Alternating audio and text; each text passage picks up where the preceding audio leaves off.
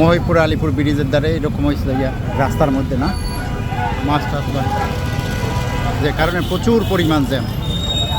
আনোয়ার ভাই কেমনে বাইরে ইভেনের মধ্যে ভাই জানি না।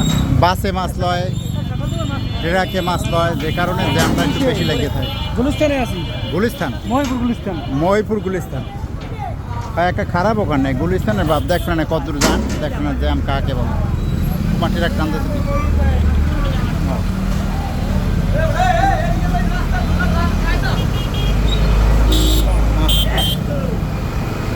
প্রচুর পরিমাণ জ্যাম।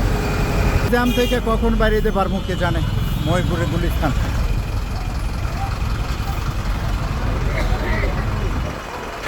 এই জায়গাতে খুব জরুরি একটা স্ট্যান্ড বানানো দরকার, ঠিক না ভাই?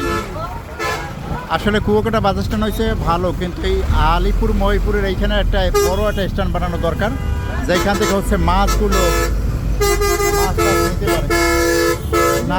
রাস্তার উপরে দুটো গাড়ি রেখে মাছ, আর রাস্তার উপরে যে বড় বড় গাড়ি রেখে মাছ উড়াইতেছে। হ্যাঁ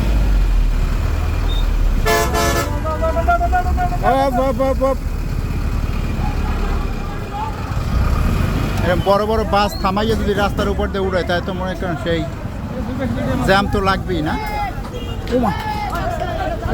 মাছের গাড়ি। হ্যাঁ এ তো সব মাছের গাড়ি, বড় বড় পরিবহনগুলো এই রাস্তার মধ্যে খারাই গেছে মাছ ধরে। হ্যাঁ চাকলাদার হ্যাঁ পরিবহন, যে মাছ পরিবহন, মাছ পরিবহন, এটা হচ্ছে মাছ ভরবে আর এরকম জ্যাম লাগাই দেবে। ওরে জ্যাম,